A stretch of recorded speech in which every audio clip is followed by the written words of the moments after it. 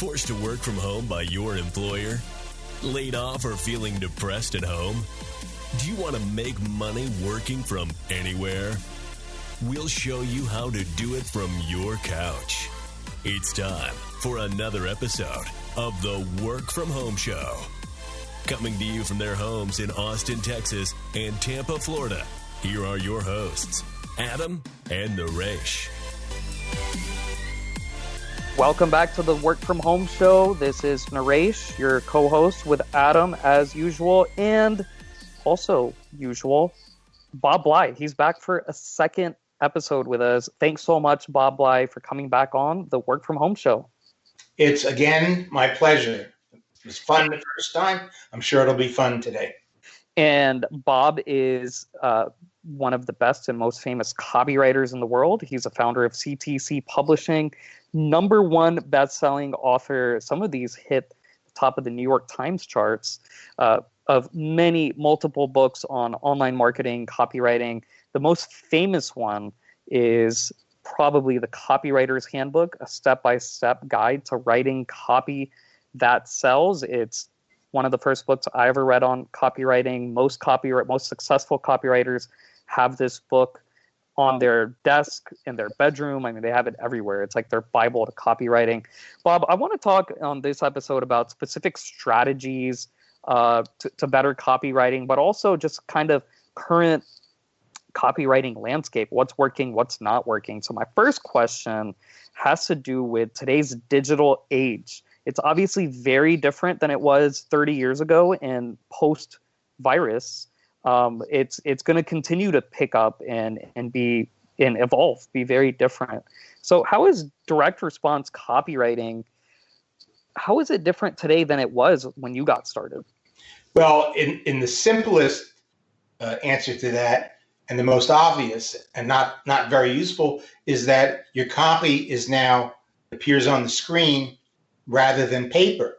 And that gives you and your client, the marketer, significant advantages. For example, if we sent out back in the day, we wrote a letter and sent it out, 40,000 copies to our list. Something that would often happen is somebody will say, "Hey, I just opened one of these packages. We left out the buck slip." And you can't get those other 39,999 packages back. So mistakes are difficult to correct. Now, if you left off something on your sales page, you say, "Gee, we should have had this video." You can put it on in a couple of hours. So, it's much more flexible. The internet is more flexible and forgiving. It also makes marketing more affordable for many people in different industries because it's not that it's a zero expense proposition. Some of it is very expensive, but it generally costs less than print and broadcast media. So that's an advantage. The other change is that the internet, the web, is more strategic. And again, in the old days, we would run a radio commercial.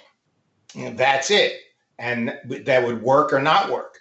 But now we live in the world of, people use the term multi-channel marketing, where you have to plan out a strategy that incorporates and integrates more than not just radio, but TV, web,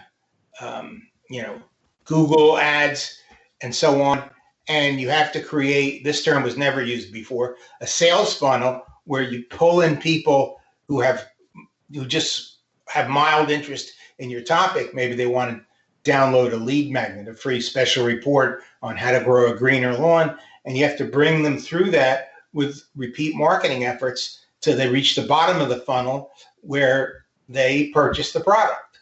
So it's more strategic today. One of the questions that the most common question I would say that you probably get is, how long should your copy be? Can you talk about your 4 quadrants that you talk about in your Copywriter's Handbook? Yes. There are many factors that influence how long copy should be. But the biggest ones are emotion, how emotionally driven is the purchase decision and importance. How important is it? So what I tell people, if you make a box and divide it into four segments, or, put a grid in it, and you put emotion on the vertical axis, what we used to call the y-axis in math, and the importance on the x-axis, the horizontal axis, you can then analyze how emotional and important the purchase is, and that will tell you, based on what quadrant you fall into, how important or not important, how long or short the copy should probably be. For example, if the vertical axis is emotion, and the higher up you go, the more emotion, and the horizontal is importance, and the higher up you go is more importance. If it's not very important, let's say buying paper clips, and it's sort of an absurd example, but people buy paper clips, and people make paper clips and sell them. So the importance, it's a casual purchase, doesn't really matter to you. And the emotional component, there is none. There's no emotion surrounding paper clips. Yeah, there's no branded paper clips people care about. Yeah, exactly. So, that would put you in the bottom left quadrant. And in that quadrant, if you fall there, short copy works very well. We don't write 1,000-word ads running in the Wall Street Journal about paper clips. Now, just to take one opposite situation, let's say you are selling let me just take a sip. Let's say you are selling, you're a chiropractic clinic, and you're selling a multi-part treatment for relieving knee pain and arthritis and restoring movement to the knee joint. Some of those programs cost $3,000, $4,000, $5,000. So how emotional is it? Well, you're pretty emotional about the fact that you have pain all the time or that you can't walk. How important is it? It's very important to you. What could be more, if you have severe chronic pain, that is like the center of your life, is to get rid of it. So there you end up in the upper right quadrant, high emotion, high importance. And I've written promotions for the type of business I'm talking about, chiropractic clinics that have arthritis treatments and stem cell treatments. And we use tabloids, which are oversized mailers, bigger than magalogs, that are 12 and sometimes 16 pages, and they work the best. Same thing with, if you were buying, an investment advisory service, your money's important to you. And, whether you're going to be able to retire and not have enough money is an emotional issue. So again, you're in the upper right quadrant. And that's why these video sales letters that you see, they're not 10 minutes long. They're a half hour long. They're 40 minutes long. Naresh, you had mentioned that you worked for Porter Stansberry. I freelanced for him too.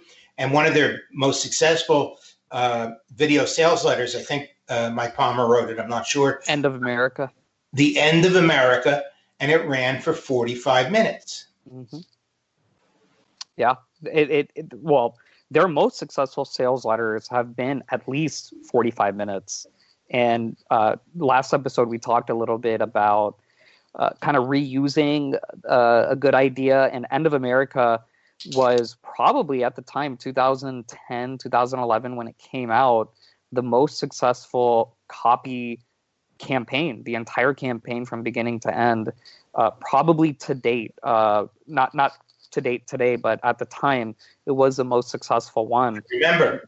And they ended up recycling that End of America campaign. They came out with an End of Obama campaign. They came out with an End of the Dollar campaign. They came out with, all sorts of stuff. They just beat the heck out of that campaign and got every last dollar that they could get out of it. And they ended up doing, just to give the audience some crazy real numbers, they ended up doing in forward earnings more than $1 billion in sales, forward earnings. If you include just revenue, net revenue, they probably did at least $300 million off that one campaign alone. Yeah, that was one of the most successful direct response campaigns, especially in the financial publishing field, I think, ever. And it was brilliant. That's something also I would not have come up with that. So, kudos to Mike or Porter or whoever came up with the end of. Yep, it was both. It was really Mike Palmer. Now, let's talk, because you talked about these long sales videos. And I remember when I joined Stansberry, fresh out of graduate school, I was in my mid-20s. I was like 23. And I see the end of America, and I see these long videos, and I'm like, who on earth is sitting down watching this PowerPoint deck? Like, what's going on here? And then as I started working in the industry, then I understood who our market was, who our audience was, the types of people we were going for, and it made a lot of sense. So that ties into millennials and Gen Z. I mean, they're essentially the future of consumerism. So what type of copywriting in your experience or in your research resonates with the younger audience? It depends on what the product is. Bill Bonner has always said that financial publications are for a market called GOM, G-O-M, grumpy old men. The average financial newsletter subscriber is age 55 and older. So those millennials won't respond to that until they are older and nearing, starting to think about retirement. The type of copy that works well for millennials, a lot of the principles are the same, but it is often that they like shorter copy, and they're not big direct response buyers. So you've seen websites where instead of a long sales letter landing page, it's more like a square or a rectangle that fills the screen, and there's a headline, and there's a video of the company founder or someone else demonstrating the product, and there's a paragraph or 2 or 3 of copy, and then there's a bunch of bullets, and there's the response form. They're not short, but they're shorter, and that works better though for consumer products. You can, we didn't discuss this when we discussed the copy grid, but another thing is if you're selling a non-tangible product like information, stock market advice, trading services, you need more copy. If you're selling something that's a physical object, especially one that is understood, but even if not, like there was a company that was advertising these portable steamers, and I did some work for them. I can't remember the company, and they gave me one of these steamers so you could steam your clothes in your closet without going to the dry cleaner. Even though it was sort of a new concept, you don't need as much copy because it's tangible. You can see it. You can show a 2-minute video and people totally get the idea of what it does. So that's another determinant of copy, and millennials like those kind of pages. So are you telling me, Bob, that when I turn 55, 60 years old, that I'm going to start liking these long videos and kind of the copy that's currently working with that demographic? I'm not saying you'll like the long videos. And in fact, the most common thing you hear about long videos, as a copywriter, people will tell me, why do you write those long video sales letters? I hate them. I can't stand them. I always click away. And my answer is, well, then we're not writing for you. We're writing for the person who's interested in the proposition or the solution or the product, and buyers want to know more. So you don't write for casual viewers, and you don't care about their subjective judgment. The only way to measure, as you know, because you worked at Agora, the only way you can measure it is by results. And because of analytics and metrics, we can measure it precisely. So I don't know what's going to happen when you're 50, but that's my prediction. Your interests will change, and you'll be buying things that require, some of them that require longer copy. Also, you in particular, as an individual, not as a principal, will be probably more responsive, because I found that a lot of copywriters who write long copy say to me, you know what, I like to be sold. So you in particular, I think you'll be watching those. I probably will. Adam and I had an episode on timeshares and how I love these timeshare presentations that these hotels have, because they're essentially speaking really good copy to you and pressuring you into buying these really, really outrageously expensive hotel rooms for life.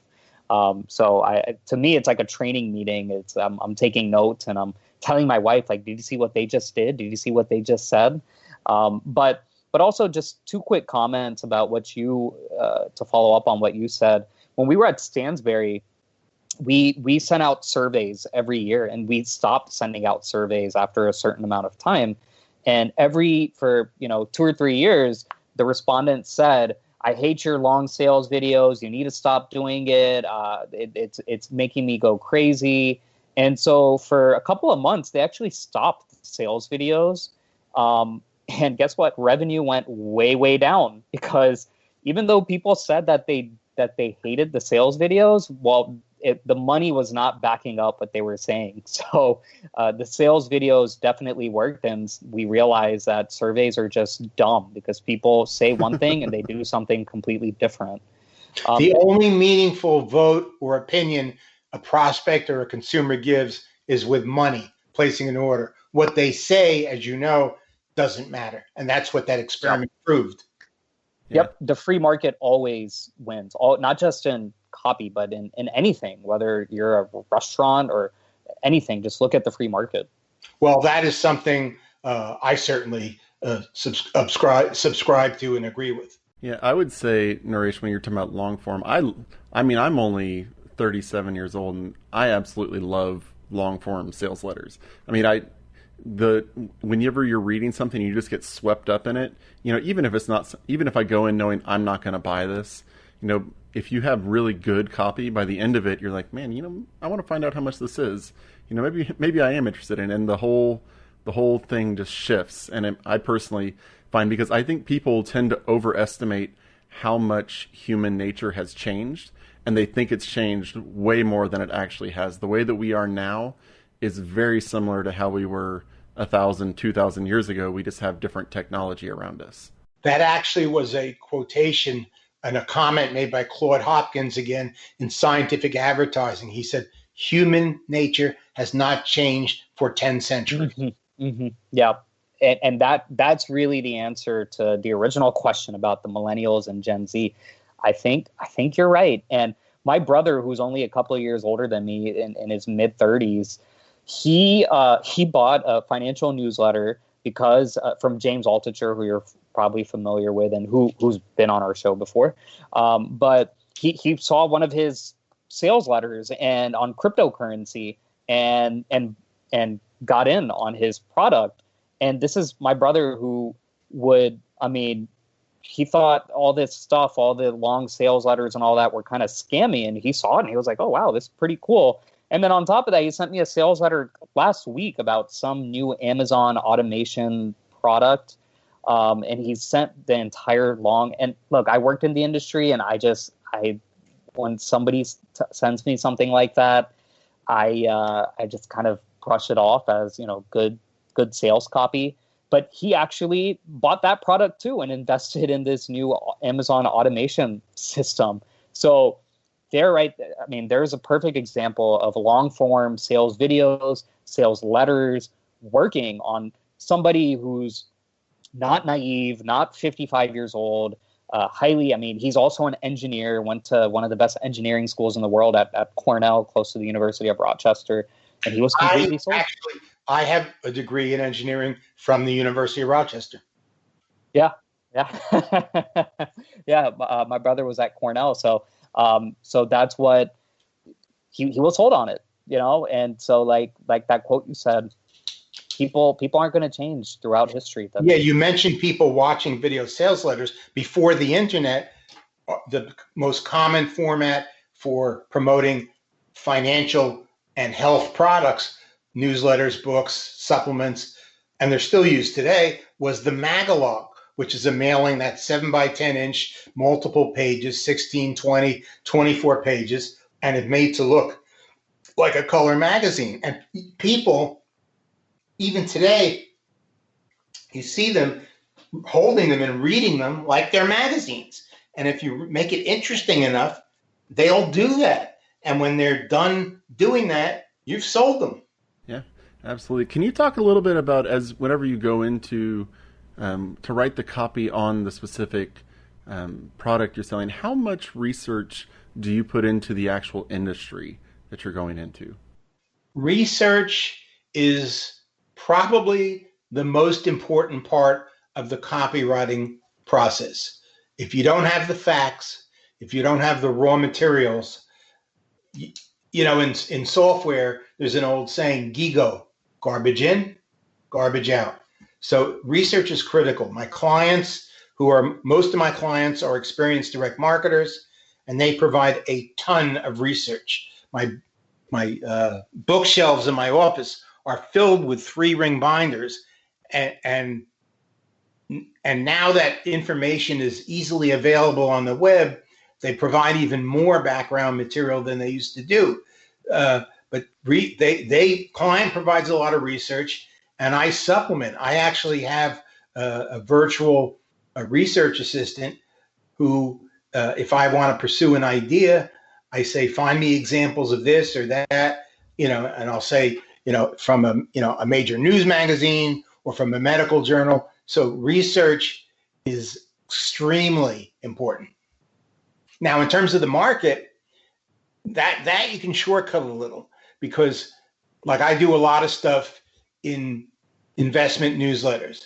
If you work in the same markets year after year and you subscribe to their publications and you write copy for them, you kind of know what's going on in the market today, which is an advantage of specialization.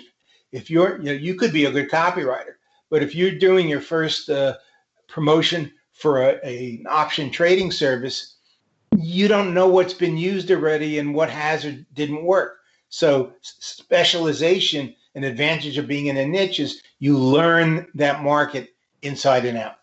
Bob, now talking a little bit, I want to touch on your book, which I went over. I actually bought this book and stored it away because once my son's just a little newborn baby right now, but once he gets old enough and we start doing vocabulary, I think this will be very beneficial for him. And I wish when I was a kid that I had a resource like this. The book is called The Words You Should Know to Sound Smart, 1,200 Essential Words Every Sophisticated Person Should Be Able to Use. So just really quickly, why did you write this book? My guess is a lot of it has to do with these words really work from a copy perspective. And also, can you share maybe your top 5 or top 10 words that work in copy and that people should know? Well, that book is for people who love wordplay. And it wasn't my idea. The publisher came to me and asked me to write it. And those words are big words. And in copy, we use small, simple words. Obsequious is in the book and things of that nature. I wrote a different word book that is just for copywriters. It's called The Big Book of Words That Sell. And that's the vocabulary book or the phrase book for copywriters. And it contains, by category, establishing trust, making an offer, communicating a unique selling proposition. That's the book that a copywriter should have, not the big book of words that make you sound smart, because you don't want to sound smart. That's not the objective of copy. You don't want to sound stupid, but the big book of words has phrasing and sentences that have been proven in testing and repeat use to work in copy. So speaking of, you mentioned the shorter words. Can you talk about why it's important for copywriters to keep their words small? I mean, you would think, a lot of people would think, well, I want to show the people that this is, fancy, you're worth investing in, so I should make it sound really smart, so I should use bigger words. Why are smaller words an advantage in sales?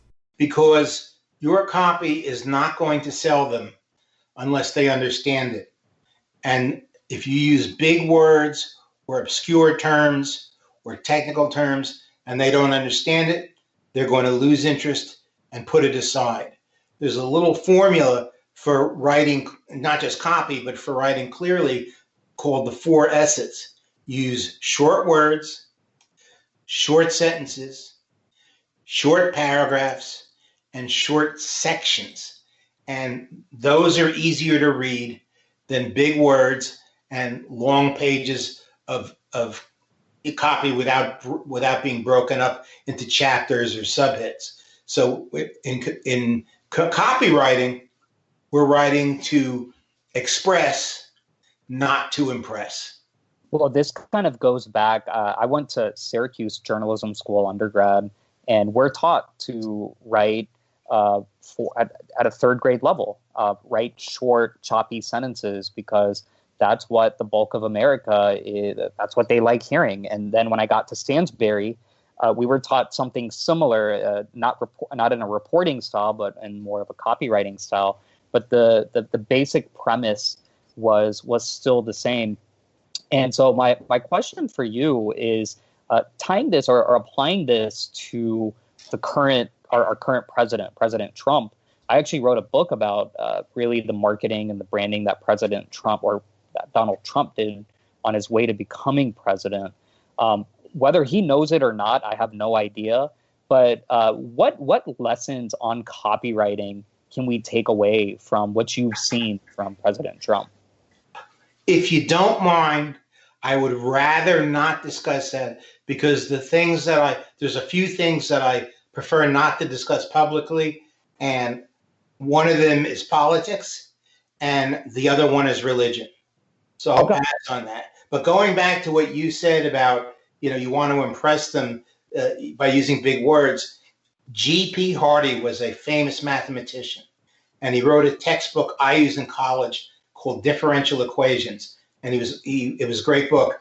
And he said, sometimes one has difficult things to say, but one must say them as simply as possible. And I adhere to that theory. We talked about the trends beforehand. Do you envision that this trend of working from home, as more people get out of the office and aren't around each other as much anymore, do you think the copywriting will have to change along with it? Like as our lifestyles change? Where you work, I don't think matters. Well, I'm just talking about in terms of like as our lifestyles change. Do you think the marketing is going to have to change much to go along with it? No, because we're often writing to consumers who are home anyway. So no, I don't think that's going to change marketing much at all. I mean, obviously there will be probably a greater market for products that make life convenient when you are at home. But we've really been trending toward, with this gig economy, more working at home anyway. So I don't think this is anything new. Awesome. Well, Bob Bly, thanks so much for coming on again on the Work From Home show. You are one of the world's most famous and successful copywriters, founder of CTC Publishing, #1 best-selling author. We just mentioned the words you should know to sound smart, 1,200 essential words every sophisticated person should be able to use. Also, how to write and sell simple information for fun and profit, your guide to writing and publishing books, ebooks, articles, special reports, audio programs, DVDs, and other how-to content. So many more books out there. My favorite one, the Bible, really, the Bob Bly Bible, called the Copywriter's Handbook, a step-by-step guide to writing copy that sells. Bob, do you have any final parting words or anything that you want to promote or plug? Yes. When you get into copywriting and you pick a field, like you were in financial and you were in like what I would call a teaching hospital. Agora teaches and takes very seriously teaching its writers. Most companies don't do that. They don't, they really expect you to learn it on your own. And when you're writing in a field, subscribe to a couple of publications like financial newsletters. You'll be on every list. You'll get tons of promotions online and some offline, and read them, not as a consumer necessarily, not as a prospect, but as a copywriter. Study them, what makes them work, and why did you like them? Keep a swipe file. Print out the ones that, you say, hey, I'd like to use some of this stuff in my own promotion. And especially if you see one repeatedly, and put a red X on it, they'll copy in your swipe file. Because if you see it repeated multiple times, like you said about the end of America and the end of everything, if you see it repeated a lot, it's working. And you'd rather use stuff that works. Because we're not trying to, in copywriting, we're not trying to be creative. We're not trying to reinvent the wheel. We're trying to use what works in a fresh, new, and compelling way. Awesome. Well, Bob Bly, for all our listeners, check out his website, bly.com, ctcpublishing.net. He's got a lot of, Adam brought up earlier on our previous episode that he got four free books just by subscribing to Bob's newsletter. So Bob's got a lot of awesome free stuff that you can get access to: newsletters, books, ebooks, training materials, courses.